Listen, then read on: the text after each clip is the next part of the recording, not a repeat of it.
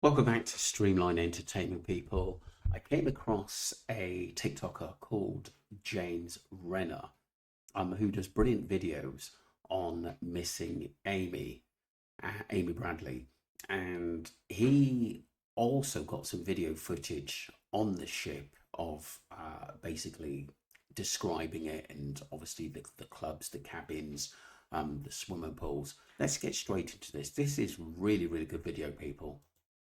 When it was first built, the Rhapsody of the Seas was actually the largest cruise ship in the world, but only for about 6 months. Interesting stuff. And in 1998, when Amy and her family took the trip, it was still a fairly new ship. It was only like a year or two old. Here's some Sargasso Sea. This is the main deck of the ship looking forward. Now we're looking back, and you see that that dome. That's the Viking Lounge, where she was dancing that night in last scene. This is the central atrium that goes through the center of the ship. This is the glass elevators that you can take all the way up to the Viking Lounge, to that dance club where she was at the night that she disappeared.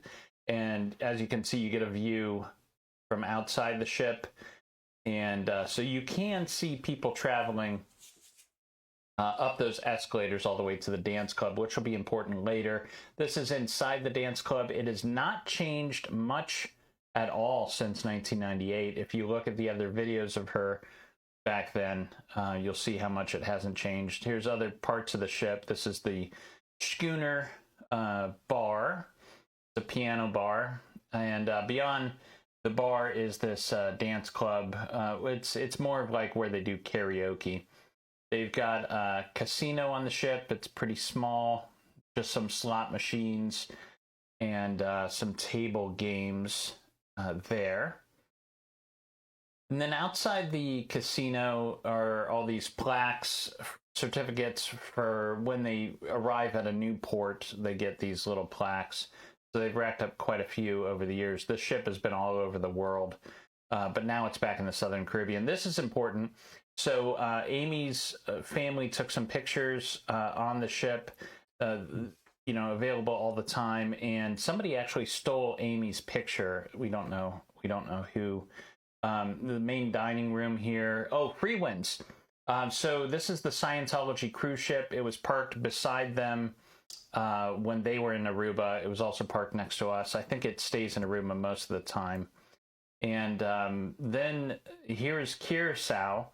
It's changed, I'm sure, quite a lot in the last 20 years. Porto Marie is where one of the main sightings occurred.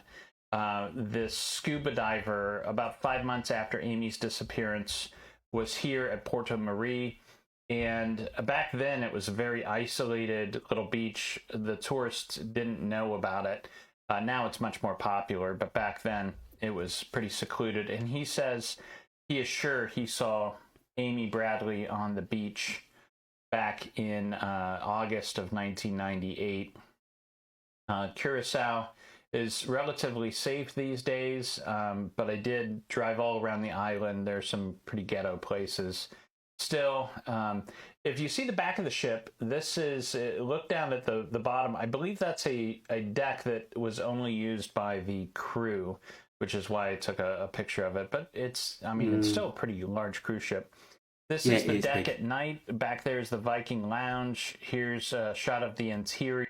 I just want to say something about that lift. So if the eyewitness saw them going up in that lift, or both Amy and Yellow in that lift, they would have had being a glass elevator, of course, they would have had a really sort of good look at the people that were in that lift. And then Yellow returned alone just before, obviously, the ship was just about to dock. That is really, really strange. That is one of the main theories. To me, that is kind of crucial in this case, that she may have got off that boat onto the island. And this is why she was seen so often, especially in those early days. That would make a lot of sense. Interior at night with the elevators. There's the Viking Lounge up top. It's actually the 11th floor. As far as you can go on the great glass elevators. And we'll go into the Viking Lounge. Again, This is the dance floor where she was dancing with the bass player Alistair Douglas, also known as Yellow. And there's a bunch of like nice seating. It's a really quiet place when it's not a disco, but it is relatively small. I was surprised at how small the dance club was once you're actually inside of it. And then it looks out into the main deck. Now, I did get a chance to go into the stateroom that the Bradleys had. As you'll see, it's, you know, all the rooms are located down these very narrow hallways. 8564 was their room. I'm going to take you inside here. And don't mind the hat. Very small bathroom. Big enough, though. You know, you don't spend a lot of time in your room on these cruise ships. But this room was for Iva and Ron Bradley, and then they brought their children along, Amy, who's 23, and Brad, Ron Jr., who was 21, I believe. So they had the parents had the bed, and then this fold-out couch is where Brad slept. Amy would sometimes sleep there, but sometimes she would sleep out on this balcony. And I'll show you the balcony because there's been a lot that's been misreported about the size of the balcony and where the railing was. As you can see, the railing's pretty short. There's a table and a couple chairs, and you go right over, and you see there's nothing that will catch you if you fall or you know, tumble over the side. Here's, if you want to, I don't know, screenshot this or slow motion, this gives you the complete layout of the ship with all the rooms and shows you where the where everything's at. The crew usually stays way down at the bottom. And that's the Rhapsody of the Seas. One thing I wanted to share with you is I recently had an interview with the cruise director from 1998. He happens to live in Ohio, not far from me. So I drove out and interviewed him a couple weeks ago. He told me something very interesting about that stateroom and the railing. I guess a couple days after Amy disappeared, the FBI came in. And now this is coming from him. So this is like second source. I haven't been able to directly verify this yet, but this is coming from the former cruise director who told me that the FBI dusted for prints, and when they did, they found palm prints on the railing, as if you were kind of sitting back, you know, with your hands like this, and they found heel prints on the balcony door, that glass. So they think that her or somebody else was actually on the railing with their feet pressed against the glass. Now, what I want to say and make perfectly clear here is there's no indication that Amy took her life. I don't believe she did. There's no indication she had ever talked about that or had depressive episodes. I don't believe that either. Make you think that that was a possibility. And everybody I've spoken to, family and friends, say no way. And I agree with them. No way. However, she was a risk taker. And could I see her like on a whim, you know, just for shits and giggles, propping herself up and sitting on the railing? Maybe. But to do that, did she fall off? I really don't think so. You look at the father's statement, and he saw her sleeping out there in the morning, went back to sleep. Half an hour later, he wakes up. The balcony door is ajar. She's gone, and so are her cigarettes and lighter. So I think she walked out of that room. I would think she went up to a deck. But it's interesting, that detail about the fingerprints, if indeed it does check out. What do I think happened? I'm still trying to form my opinion on that. I think it all hinges on whether or not the woman from those escort photos that looks a lot like Amy is Amy. I mean, they've had forensic people say that this clearly is, the likelihood is that this is Amy. So and I don't think the FBI would say that if it wasn't real. Obviously, this was a few years later, and she would have lived a bit. Do you know what I mean? And everything changes when you're in that seedy world, even if you don't want to be in it. Do you know what I mean? And she's forced to do things she doesn't want to do, and dress up and put makeup on and change her hairstyle. Things can change. When I first saw the video, the pictures of her in the video, and I thought, basic video pictures of her, and I thought, yeah, that could be her.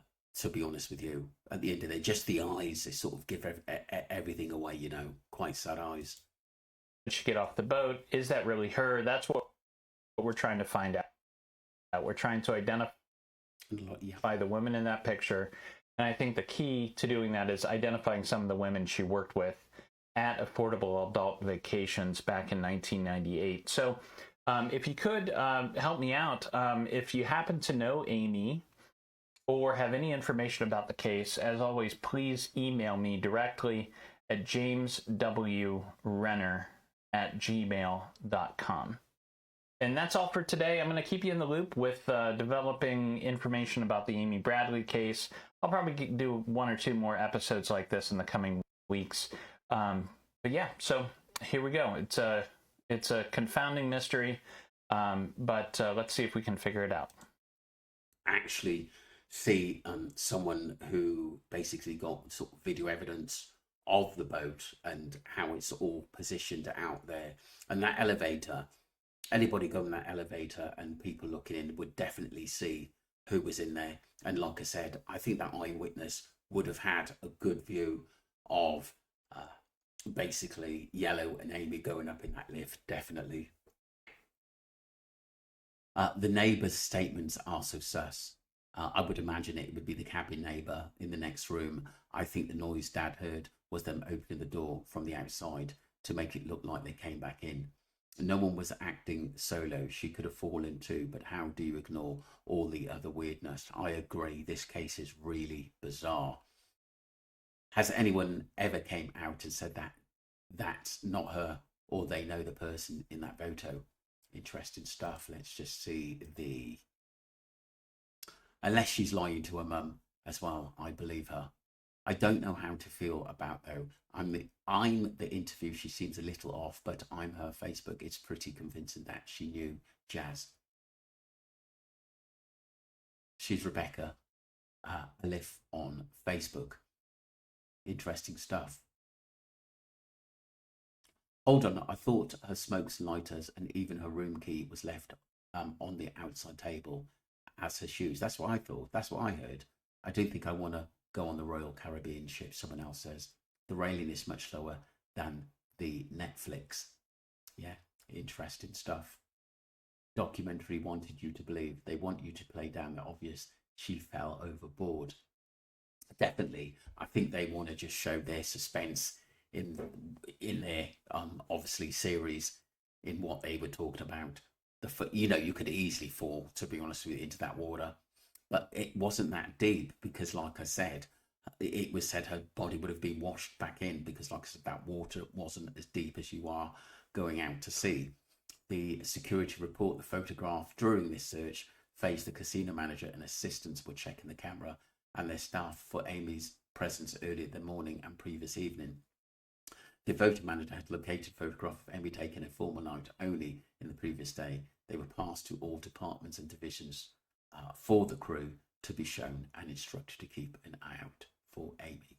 Let me know what you think, people. But like I said, I think this case is going to roll on and on until we get answers. Don't forget to subscribe to Streamline Entertainment and let you know your thoughts on the ship itself. Obviously, it's not the biggest anymore, but like I said, there's still so many unanswered questions in missing Amy Bradley.